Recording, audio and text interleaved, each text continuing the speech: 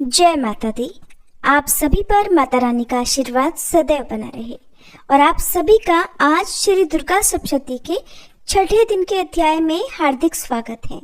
आज सुनिए श्री दुर्गा सप्तशती पाठ के छठे दिन सुना जाने वाला अध्याय 11 श्री दुर्गा कवच, अर्गला और कीलक स्तोत्र सहित।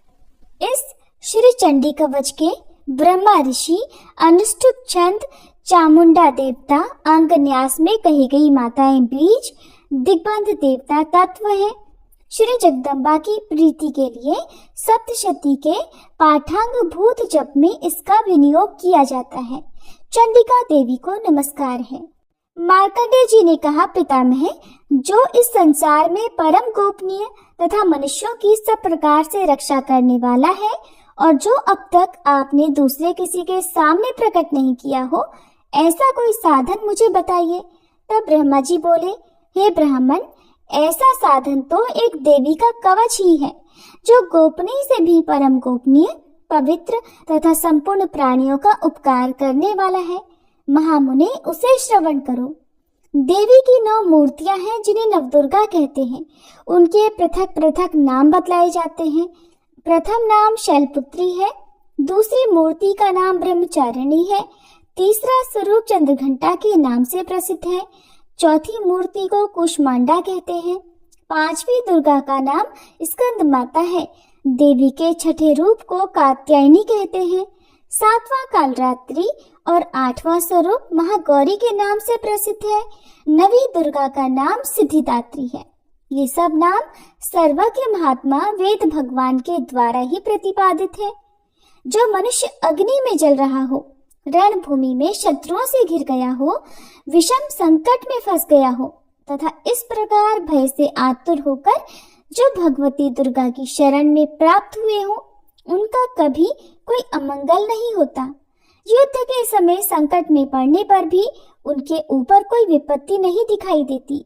उन्हें शोक, दुख और भय की प्राप्ति नहीं होती।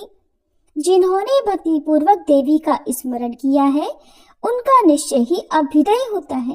देवेश्वरी, जो तुम्हारा चिंतन करते हैं, उनकी तुम निसंदेह रक्षा करती हो। चामुंडा देवी प्रेत पर आरूढ़ होती है, वाराही भैंसे पर सवार होती है, ऐन्द्री का वाहन ऐरावत हाथी है, वैष्णवी देवी गरुड़ पर ही आसन जमाती है, महेश्वरी वृषभ पर आरूढ़ होती है, कौमारी का वाहन मयूर है, भगवान विष्णु की प्रियतमा लक्ष्मी देवी कमल के आसन पर विराजमान है और हाथों में कमल धारण किए हुए हैं। वृषभ पर आरूढ़ ईश्वरी देवी ने श्वेत रूप धारण कर रखा है। ब्राह्मी देवी हंस पर बैठी हुई है और सब प्रकार के आभूषणों से विभूषित है। इस प्रकार ये सभी माताएं सब प्रकार की योग शक्तियों से संपन्न हैं। इनके सिवा और भी बहुत सी देवियां हैं जो अनेक प्रकार के आभूषणों की शोभा से युक्त और नाना प्रकार के रत्नों से सुशोभित है। ये संपूर्ण देवियां क्रोध में भरी हुई हैं और भक्तों की रक्षा के लिए रथ पर बैठी दिखाई देती हैं। ये शंख, चक्र, गदा, शक्ति, हल और मूसल, खेटक और तोमर, परशु तथा पाश, कुंत और त्रिशूल और उत्तम शारंग धनुष आदि अस्त्र शस्त्र अपने हाथों में धारण करती हैं। दैत्यों के शरीर का नाश करना, भक्तों को अभयदान देना और देवताओं का कल्याण करना, यही उनके शस्त्र धारण का उद्देश्य है।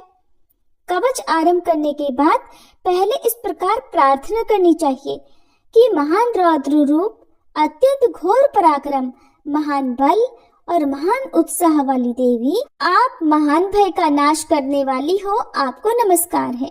आपकी ओर देखना भी कठिन है। शत्रुओं का भय बढ़ाने वाली जगदम्बिके, मेरी रक्षा करो। पूर्व दिशा में ऐन्द्रिय इंद्र शक्ति मेरी रक्षा करे। अग्निकोण में अग्नि शक्ति, दक्षिण दिशा में वाराही और नैऋत्य कोण में खड्गधारिणी मेरी रक्षा करे। पश्चिम दिशा में वारुणी और वायव्य कोण में मृग पर सवारी करने वाली देवी मेरी रक्षा करे। उत्तर दिशा में कौमारी और ईशान कोण में शूलधारिणी देवी रक्षा करे। ब्रह्माणी, आप ऊपर की ओर से मेरी रक्षा करो और वैष्णवी देवी नीचे की ओर से मेरी रक्षा करे। इसी प्रकार शव को अपना वाहन बनाने वाली चामुंडा देवी दसों दिशाओं में मेरी रक्षा करे। जया आगे से और विजया पीछे की ओर से मेरी रक्षा करे। वाम भाग में अजिता और दक्षिण भाग में अपराजिता रक्षा करे। उद्योगनी शिखा की रक्षा करे। उमा मेरे मस्तक पर विराजमान होकर रक्षा करे। ललाट में मालाधारी रक्षा करे और यशस्विनी देवी मेरी भौहों का संरक्षण करे। भौहों के मध्य भाग में त्रिनेत्रा और नथुनों की यमघंटा देवी रक्षा करे। दोनों नेत्रों के मध्य भाग में शंखिनी और कानों में द्वारवासिनी रक्षा करे। कालिका देवी कपोलों की तथा भगवती शांकरी कानों के मूल भाग की रक्षा करे। नासिका में सुगंधा और ऊपर के ओठ में चर्चिका देवी रक्षा करे। नीचे के ओठ में अमृत कला और जिह्वा में सरस्वती देवी रक्षा करे। कौमारी दांतों की और चंडिका कंठ प्रदेश की रक्षा करे। चित्रघंटा गले की घाटी की और महामाया तालू में रहकर रक्षा करे। कामाक्षी थोड़ी की और सर्वमंगला मेरी वाणी की रक्षा करे।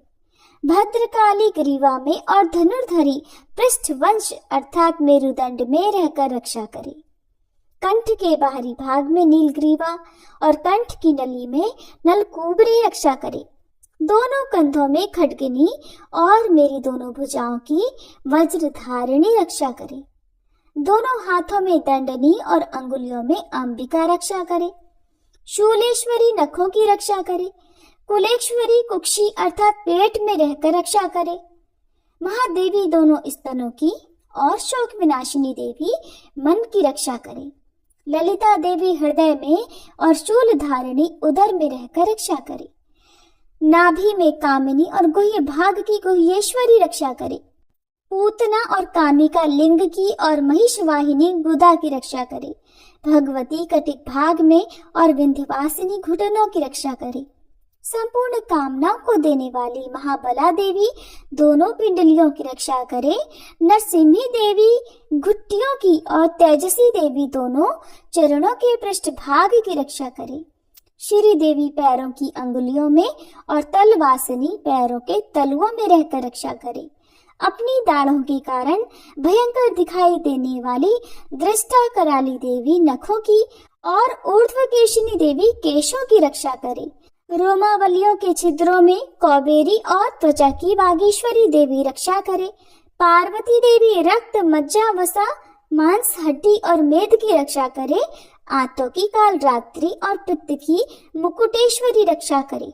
मूलाधार आदि कमल कोशों में पद्मावती देवी और कफ में चूड़ामणि देवी स्थित होकर रक्षा करे। नख के तेज की ज्वालामुखी रक्षा करे। जिसका किसी भी अस्त्र से भेदन नहीं हो सकता वह अभेद्या देवी शरीर की समस्त संधियों में रहकर रक्षा करे। ब्रह्मणी आप मेरे वीर की रक्षा करे। छत्रेश्वरी छाया की तथा धर्मधारिणी देवी मेरे अहंकार मन और बुद्धि की रक्षा करे। हाथ में वज्र धारण करने वाली वज्रहस्ता देवी मेरे प्राण अपान व्यान उदान और समान वायु की रक्षा करे। कल्याण से शोभित होने वाली भगवती कल्याण शोभना मेरे प्राणों की रक्षा करे। रस रूप गंध शब्द और स्पर्श इन विषयों का अनुभव करते समय योगिनी देवी रक्षा करे तथा सत्वगुण तमोगुण और रजोगुण की रक्षा सदा नारायणी देवी करे। वाराही आयु की रक्षा करे। वैष्णवी धर्म की रक्षा करे और चक्रणी अर्थात चक्र धारण करने वाली देवी यश कीर्ति लक्ष्मी धन तथा विद्या की रक्षा करे। इंद्राणी आप मेरे गोत्र की रक्षा करे। चंडिके आप मेरे पशुओं की रक्षा करो। महालक्ष्मी पुत्रों की रक्षा करो और भैरवी पत्नी की रक्षा करे। मेरे पथ की सुपथा तथा मार्ग की क्षेमंकरी रक्षा करे। राजा के दरबार में महालक्ष्मी रक्षा करे और सब ओर व्याप्त रहने वाली विजया देवी संपूर्ण भयों से मेरी रक्षा करे। देवी जो स्थान कवच में नहीं कहा गया है अतएव रक्षा से रहित है वह सब आपके द्वारा सुरक्षित हो क्योंकि आप विजयशालिनी और पाप नाशिनी हो। यदि अपने शरीर का भला चाहे तो मनुष्य बिना कवच के कहीं एक पग भी ना जाए। कवच का पाठ करके ही यात्रा करे। कवच के द्वारा सब ओर से सुरक्षित मनुष्य जहाँ जहाँ भी जाता है वहाँ वहाँ उसे धन लाभ होता है तथा संपूर्ण कामनाओं की सिद्धि करने वाली विजय की प्राप्ति होती है। वह जिस जिस अभीष्ट वस्तु का चिंतन करता है उसको निश्चय ही प्राप्त कर लेता है। वह पुरुष इस पृथ्वी पर तुलना रहित महान ऐश्वर्य का भागी होता है। कवच से सुरक्षित मनुष्य निर्भय हो जाता है, युद्ध में उसकी पराजय नहीं होती और वह तीनों लोकों में पूजनीय होता है। देवी का यह कवच देवताओं के लिए भी दुर्लभ है। जो प्रतिदिन नियम पूर्वक तीनों संध्याओं के समय श्रद्धा के साथ इसका पाठ करता है उसे देवी कला प्राप्त होती है और वह तीनों लोकों में कहीं भी पराजित नहीं होता। इतना ही नहीं, वह अपमृत्यु से रहित हो 100 से भी अधिक वर्षों तक जीवित रहता है। मकड़ी, चेचक और कोढ़ आदि उसकी संपूर्ण व्याधियां नष्ट हो जाती हैं। कनेर, भांग, अफीम, धतूरे आदि का स्थावर विष, सांप और बिच्छू आदि के काटने से चढ़ा हुआ जंगम विष तथा अहिफेन और तेल के संयोग आदि से बनने वाला कृत्रिम विष, ये सब प्रकार के विष दूर हो जाते हैं, उनका कोई असर नहीं होता। इस पृथ्वी पर मारण, मोहन आदि जितने अभिचारी के प्रयोग होते हैं तथा इस प्रकार के जितने मंत्र यंत्र होते हैं वे सब इस कवच को हृदय में धारण कर लेने पर उस मनुष्य को देखते ही नष्ट हो जाते हैं। ये ही नहीं, पृथ्वी पर विचरने वाले ग्राम देवता, आकाशचारी देव विशेष, जल के संबंध से प्रकट होने वाले गण, उपदेश मात्र से सिद्ध होने वाले निम्न कोटि के देवता, अपने जन्म के साथ प्रकट होने वाले देवता, कुल देवता, माला अर्थात कंठमाला आदि, डाकिनी, शाकिनी, अंतरिक्ष में विचरने वाली अत्यंत बलवती भयानक डाकिनियां, ग्रह, भूत, पिशाच, यक्ष, गंधर्व, राक्षस, ब्रह्म राक्षस, बेताल, कूष्मांड और भैरव आदि अनिष्टकारक देवता भी हृदय में कवच धारण किए रहने पर उस मनुष्य को देखते ही भाग जाते हैं। कवचधारी पुरुष को राजा से सम्मान वृद्धि प्राप्त होती है। यह कवच मनुष्य के तेज की वृद्धि करने वाला और उत्तम है। कवच का पाठ करने वाला पुरुष अपनी कीर्ति से विभूषित भूतल पर अपने सुयश के साथ साथ वृद्धि को प्राप्त होता है। जो पहले कवच का पाठ करके उसके बाद सप्तशती चंडिका का पाठ करता है, उसकी जब तक वन, पर्वत और काननों सहित ये पृथ्वी टिकी रहती है, तब तक यहाँ पुत्र, पौत्र आदि संतान परंपरा बनी रहती है। फिर देह का अंत होने पर वह पुरुष भगवती महामाया के प्रसाद से उस नित्य परम पद को प्राप्त होता है, जो देवताओं के लिए भी दुर्लभ है। यह सुंदर दिव्य रूप धारण करता और कल्याण में शिव के साथ आनंद का भागी होता है। श्री दुर्गा कवच पाठ समाप्त हुआ। प्रेम से बोलिए दुर्गे मैया की जय।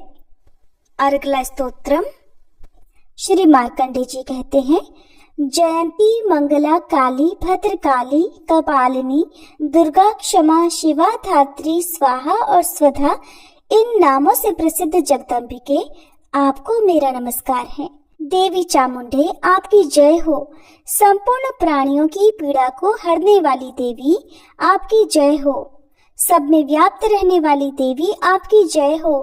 काल रात्रि आपको नमस्कार है। मधु और कैटभ को मारने वाली तथा ब्रह्मा जी को वरदान देने वाली देवी आपको नमस्कार है। आप मुझे रूप दो, जय दो, यश दो और काम क्रोध आदि शत्रुओं का नाश करो। महिषासुर का नाश करने वाली तथा भक्तों को सुख देने वाली देवी आपको नमस्कार है। आप रूप दो, जय दो, यश दो और काम क्रोध आदि शत्रुओं का नाश करो। रक्त बीज का वध और चंड मुंड का विनाश करने वाली देवी आप रूप दो, जय दो, यश दो और काम क्रोध आदि शत्रुओं का नाश करो। शुंभ और निशुंभ तथा धूम्रलोचन का मर्दन करने वाली देवी आप रूप दो, जय दो, यश दो और काम क्रोध आदि शत्रुओं का नाश करो। सबके द्वारा वंदित युगल चरणों वाली तथा संपूर्ण सौभाग्य प्रदान करने वाली देवी आप रूप दो, जय दो, यश दो और काम क्रोध आदि शत्रुओं का नाश करो। देवी आपके रूप और चरित्र अचिंत्य हैं। आप समस्त शत्रुओं का नाश करने वाली हो। रूप दो, जय दो, यश दो और काम क्रोध आदि शत्रुओं का नाश करो।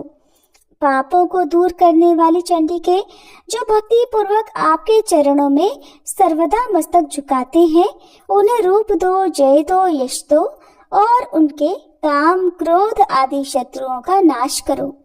रोगों का नाश करने वाली चंडी के जो भक्ति पूर्वक आपकी स्तुति करते हैं, उन्हें रूप दो, जय दो, यश दो और उनके काम क्रोध आदि शत्रुओं का नाश करो। चंडी के इस संसार में जो भक्ति पूर्वक आपकी पूजा करते हैं, उन्हें रूप दो, जय दो, यश दो और उनके काम क्रोध आदि शत्रुओं का नाश करो। मुझे सौभाग्य और आरोग्य दो, परम सुख दो, रूप दो, जय दो, यश दो और मेरे काम क्रोध आदि शत्रुओं का नाश करो। जो मुझसे द्वेष रखते हो, उनका नाश और मेरे बल की वृद्धि करो। रूप दो, जय दो, यश दो और मेरे काम क्रोध आदि शत्रुओं का नाश करो। देवी मेरा कल्याण करो, मुझे उत्तम संपत्ति प्रदान करो। मुझे रूप दो, जय दो, यश दो और मेरे काम क्रोध आदि शत्रुओं का नाश करो।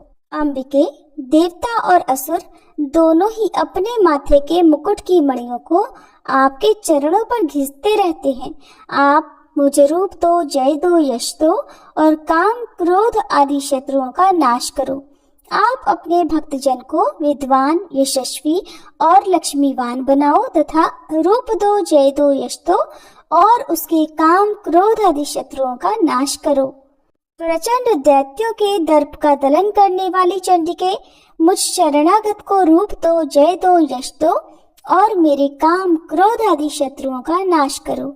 चतुर्मुख ब्रह्मा जी के द्वारा प्रशंसित चार भुजा धारिणी परमेश्वरी, आप रूप दो, जय दो, यश दो और काम क्रोध आदि शत्रुओं का नाश करो। देवी अंबिके, भगवान विष्णु नित्य निरंतर भक्ति पूर्वक आपकी स्तुति करते रहते हैं। आप रूप दो, यश दो और काम क्रोध आदि शत्रुओं का नाश करो। हिमालय कन्या पार्वती के पति महादेव जी के द्वारा प्रशंसित होने वाली परमेश्वरी, आप रूप दो, जय दो, यश दो और काम क्रोध आदि शत्रुओं का नाश करो। शचीपति इंद्र के द्वारा सद्भाव से पूजित होने वाली परमेश्वरी, आप रूप दो, जय दो, यश दो और काम क्रोध आदि शत्रुओं का नाश करो। प्रचंड भुजदंडों वाले दैत्यों का घमंड चूर करने वाली देवी, आप रूप दो, जय दो, यश दो और काम क्रोध आदि शत्रुओं का नाश करो। देवी अंबिके, आप अपने भक्तजनों को सदा असीम आनंद प्रदान करती रहती हो। मुझे रूप दो, जय दो, यश दो और मेरे काम क्रोध आदि शत्रुओं का नाश करो। मन की इच्छा के अनुसार चलने वाली मनोहर पत्नी प्रदान करो, जो दुर्गम संसार सागर से तारने वाली तथा उत्तम कुल में उत्पन्न हुई हो। जो मनुष्य इस स्तोत्र का पाठ करके सप्तशती रूपी महास्तोत्र का पाठ करता है, वह सप्तशती की जप संख्या से मिलने वाले श्रेष्ठ फल को प्राप्त होता है। साथ ही वह प्रचुर संपत्ति भी प्राप्त कर लेता है। अर्गला स्तोत्र पाठ समाप्त। अब सुनिए कीलक स्तोत्र पाठ का हिंदी अनुवाद। मार्कंडेय जी कहते हैं, विशुद्ध ज्ञान ही जिनका शरीर है, तीनों वेद ही जिनके दिव्य नेत्र हैं, जो कल्याण प्राप्ति के हेतु हैं और अपने मस्तक पर अर्धचंद्र का मुकुट धारण करते हैं, उन भगवान शिव को नमस्कार है। मंत्रों का जो अभी कीलक है, अर्थात मंत्रों की सिद्धि में विघ्न उपस्थित करने वाले शाप रूपी कीलक का जो निवारण करने वाला है, उस सप्तशती स्तोत्र को संपूर्ण रूप से जानना चाहिए और जानकर उसकी उपासना करनी चाहिए। यद्यपि सप्तशती के अतिरिक्त अन्य मंत्रों के जप में भी जो निरंतर लगा रहता है, वो भी कल्याण का भागी होता है। उसके भी उच्चाटन आदि कर्म सिद्ध होते हैं और उसे भी समस्त दुर्लभ वस्तुओं की प्राप्ति हो जाती है। फिर भी जो अन्य मंत्रों का जप न करके केवल इस सप्तशती नामक स्तोत्र से ही देवी की स्तुति करते हैं, उन्हें स्तुति मात्र से ही सच्चिदानंद स्वरूपिणी देवी सिद्ध हो जाती हैं। उन्हें अपने कार्य की सिद्धि के लिए मंत्र, औषधि और अन्य किसी साधन के उपयोग की आवश्यकता नहीं रहती। बिना जप के ही उनके उच्चाटन आदि समस्त अभिचारिक कर्म सिद्ध हो जाते हैं। इतना ही नहीं, उनकी संपूर्ण अभीष्ट वस्तुएं भी सिद्ध होती हैं। लोगों के मन में ये शंका थी कि जब केवल सप्तशती की उपासना से अथवा सप्तशती को छोड़कर अन्य मंत्रों की उपासना से भी समान रूप से सब कार्य सिद्ध होते हैं, तब इनमें श्रेष्ठ कौन सा साधन है। लोगों की इसी शंका को सामने रखकर भगवान शंकर ने अपने पास आए हुए जिज्ञासुओं को समझाया कि ये सप्तशती नामक संपूर्ण स्तोत्र ही सर्वश्रेष्ठ एवं कल्याणमय है। तदंतर भगवती चंडिका के सप्तशती नामक स्तोत्र को महादेव जी ने गुप्त कर दिया। सप्तशती के पाठ से जो पुण्य प्राप्त होता है उसकी कभी समाप्ति नहीं होती, किंतु अन्य मंत्रों के जपजन्य पुण्य की समाप्ति हो जाती है। अतः भगवान शिव ने अन्य मंत्रों की अपेक्षा जो सप्तशती की ही श्रेष्ठता का निर्णय किया, उसे यथार्थ ही जानना चाहिए। अन्य मंत्रों का जप करने वाला पुरुष भी यदि सप्तशती के स्तोत्र और जप का अनुष्ठान कर ले तो वो भी पूर्ण रूप से ही कल्याण का भागी होता है, इसमें तनिक भी संदेह नहीं है। जो साधक कृष्ण पक्ष की चतुर्दशी अथवा अष्टमी को एकाग्रचित्त होकर भगवती की सेवा में अपना सर्वस्व समर्पित कर देता है और फिर उसे प्रसाद रूप से ग्रहण करता है, उसी पर भगवती प्रसन्न होती हैं, अन्यथा उनकी प्रसन्नता नहीं प्राप्त होती। इस प्रकार सिद्धि के प्रतिबंधक रूप कील के द्वारा महादेव जी ने इस स्तोत्र को कीलित कर रखा है। जो पूर्वोक्त रीति से निष्कीलन करके इस सप्तशती स्तोत्र का प्रतिदिन स्पष्ट उच्चारण पूर्वक पाठ करता है, वह मनुष्य सिद्ध हो जाता है, वही देवी का पार्षद होता है और वही गंधर्व भी होता है। सर्वत्र विचरते रहने पर भी इस संसार में उसे कहीं भी भय नहीं होता, वह अपमृत्यु के वश में नहीं पड़ता और देह त्यागने के बाद मोक्ष प्राप्त कर लेता है। अतः कीलन को जानकर उसका परिहार करके ही सप्तशती का पाठ आरंभ करे। जो ऐसा नहीं करता उसका नाश हो जाता है। इसलिए कीलक और निष्कीलन का ज्ञान प्राप्त करने पर ही ये स्तोत्र निर्दोष होता है और विद्वान पुरुष इस निर्दोष स्तोत्र का ही पाठ आरंभ करते हैं। स्त्रियों में जो कुछ भी सौभाग्य आदि दृष्टिगोचर होता है वो सब देवी के प्रसाद का ही फल है। अतः इस कल्याणमय स्तोत्र का सदा जप करना चाहिए। इस स्तोत्र का मंद स्वर से पाठ करने पर स्वल्प फल की प्राप्ति होती है और उच्च स्वर से पाठ करने पर पूर्ण फल की सिद्धि होती है। इसलिए उच्च स्वर से ही इसका पाठ आरंभ करना चाहिए।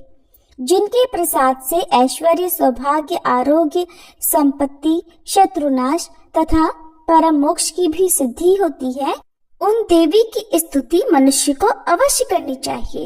इति कीलक स्तोत्रम संपूर्णम। अब सुनिए श्री दुर्गा सप्तशती पाठ का 11वां अध्याय, जिसमें देवताओं द्वारा देवी की स्तुति तथा देवी द्वारा देवताओं को वरदान देने का वर्णन है। मार्कंडेय ऋषि कहते हैं, देवी के द्वारा वहां महादैत्यपति शुंभ के मारे जाने पर इंद्र आदि देवता अग्नि को आगे करके उन कात्यायनी देवी की स्तुति करने लगे। उस समय अभीष्ट की प्राप्ति होने से उनके मुख कमल दमक उठे थे और उनके प्रकाश से दिशाएं भी जगमगा उठी थी। देवता बोले, शरणागत की पीड़ा दूर करने वाली देवी हम पर प्रसन्न हो।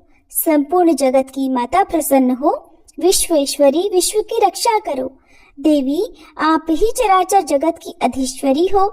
आप इस जगत का एकमात्र आधार हो, क्योंकि पृथ्वी रूप में आपकी ही स्थिति है। देवी आपका पराक्रम अलंघनीय है। आप ही जल रूप में स्थित होकर संपूर्ण जगत को तृप्त करती हो।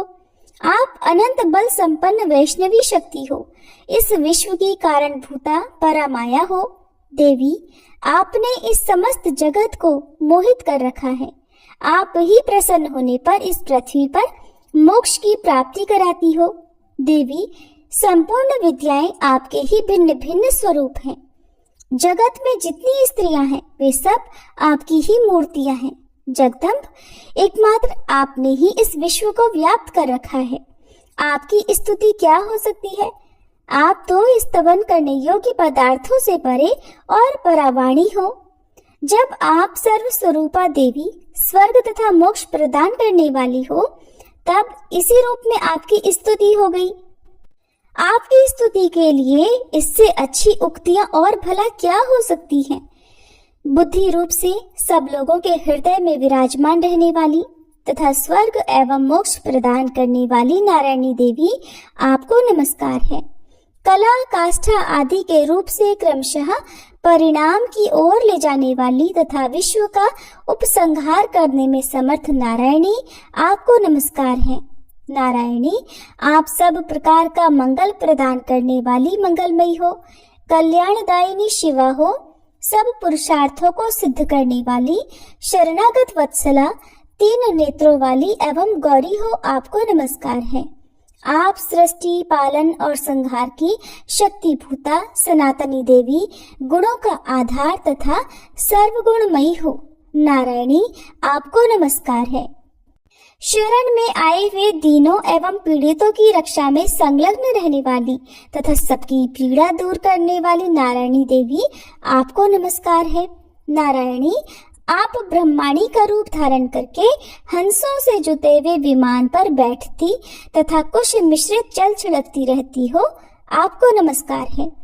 महेश्वरी रूप से त्रिशूल, चंद्रमा एवं सर्प को धारण करने वाली तथा महान वृषभ की पीठ पर बैठने वाली नारायणी देवी, आपको नमस्कार है। मोरों और मुर्गों से घिरी रहने वाली तथा महाशक्ति धारण करने वाली कौमारी रूप धारणी निष्पापे नारायणी, आपको नमस्कार है। शंख चक्र गदा और शारंग धनुष रूप उत्तम आयुधों को धारण करने वाली वैष्णवी शक्ति रूपा नारायणी, आप प्रसन्न हो, आपको नमस्कार है। हाथ में भयानक महाचक्र लिए और दाढ़ों पर धरती को उठाए वराही रूप धारणी कल्याणमयी नारायणी, आपको नमस्कार है। भयंकर नृसिंह रूप से दैत्यों के वध के लिए उद्योग करने वाली तथा त्रिभुवन की रक्षा में संलग्न रहने वाली नारायणी, आपको नमस्कार है। मस्तक पर किरीट और हाथ में महावज्र धारण करने वाली, सहस्त्र नेत्रों के कारण उद्दीप्त दिखाई देने वाली और वृत्तासुर के प्राणों का अपहरण करने वाली इंद्र शक्ति रूपा नारायणी देवी, आपको नमस्कार है। शिव दूती रूप से दैत्यों की महती सेना का संहार करने वाली, भयंकर रूप धारण तथा विकट गर्जना करने वाली नारायणी, आपको नमस्कार है। दाढ़ों के कारण विकराल मुख वाली, मुंड माला से विभूषित मुंड मर्दिनी चामुंडा रूपा नारायणी, आपको नमस्कार है। लक्ष्मी, लज्जा, महाविद्या, श्रद्धा, पुष्टि, स्वधा, ध्रुवा, महारात्रि तथा महाअविद्या रूपा नारायणी, आपको नमस्कार है। मेधा, सरस्वती, श्रेष्ठा, ऐश्वर्य रूपा बाभ्रवी अर्थात भूरे रंग की अथवा पार्वती, तामसी, नियता तथा ईशा रूपिणी नारायणी, आपको नमस्कार है।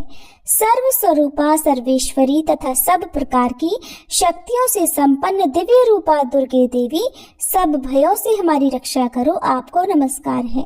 हे कात्यायनी, यह तीन लोचनों से विभूषित आपका सौम्य मुख सब प्रकार के भयों से हमारी रक्षा करे, आपको नमस्कार है।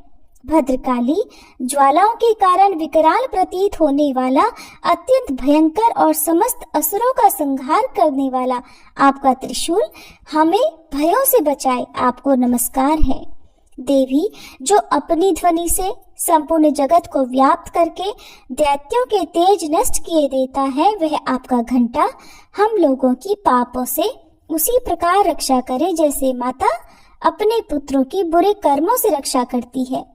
चंडिके, आपके हाथों में सुशोभित खड्ग जो असुरों के रक्त और चर्बी से चर्चित है, हमारा मंगल करे, हम आपको नमस्कार करते हैं। देवी, आप प्रसन्न होने पर सब रोगों को नष्ट कर देती हो और कुपित होने पर मनोवांछित सब कामनाओं का नाश कर देती हो। जो लोग आपकी शरण में जा चुके हैं, उन पर विपत्ति तो आती ही नहीं। आपकी शरण में गए हुए मनुष्य दूसरों को शरण देने वाले हो जाते हैं।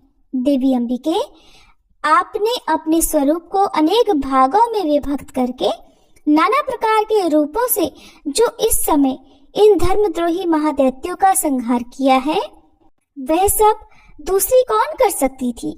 विद्याओं में, ज्ञान को प्रकाशित करने वाले शास्त्रों में तथा आदि वाक्यों में आपके सिवा और किसका वर्णन है, तथा आपको छोड़कर दूसरी कौन सी ऐसी शक्ति है जो इस विश्व को अज्ञान में घोर अंधकार से परिपूर्ण ममता रूपी गड्ढे में निरंतर भटका रही हो। जहाँ राक्षस, जहाँ भयंकर विष वाले सर्प, जहाँ शत्रु, जहाँ लुटेरों की सेना और जहाँ दावानल हो, वहाँ तथा समुद्र के बीच में भी साथ रहकर आप विश्व की रक्षा करती हो। विश्वेश्वरी, आप विश्व का पालन करती हो, विश्व रूपा हो, इसलिए संपूर्ण विश्व को धारण करती हो।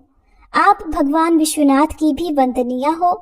जो लोग भक्ति पूर्वक आपके सामने मस्तक झुकाते हैं, वे संपूर्ण विश्व को आश्रय देने वाले होते हैं। देवी, प्रसन्न हो। जैसे इस समय असुरों का वध करके आपने शीघ्र ही हमारी रक्षा की है, उसी प्रकार सदा हमें शत्रुओं के भय से बचाओ।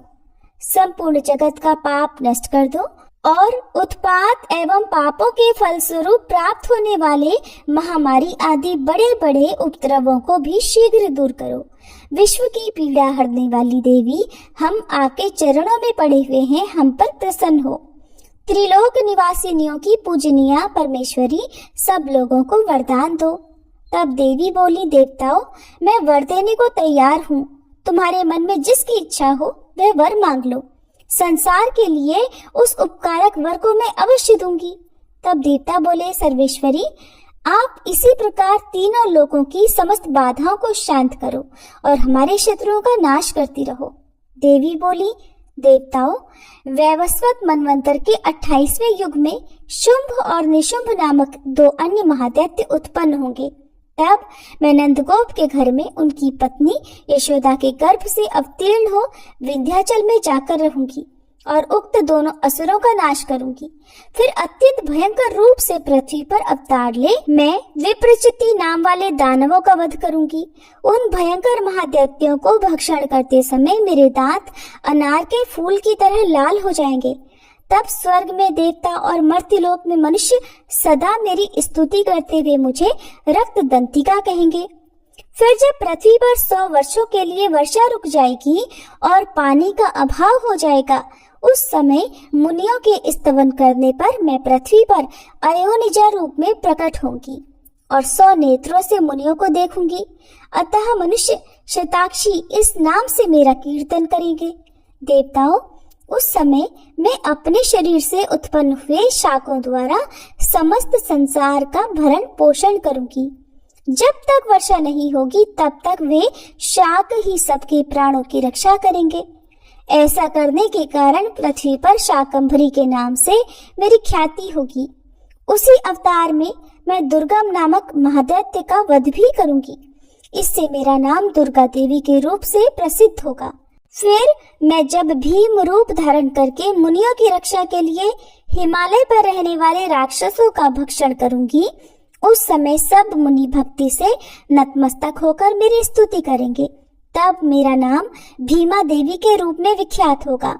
जब अरुण नामक दैत्य तीनों लोकों में भारी उपद्रव मचाएगा, तब मैं तीनों लोकों का हित करने के लिए 6 पैरों वाले असंख्य भ्रमरों का रूप धारण करके उस महादैत्य का वध करूंगी। उस समय सब लोग भ्रामरी के नाम से चारों ओर मेरी स्तुति करेंगे। इस प्रकार जब जब संसार में दानवी बाधा उपस्थित होगी, तब तब अवतार लेकर मैं शत्रुओं का संहार करूंगी। जय माता दी।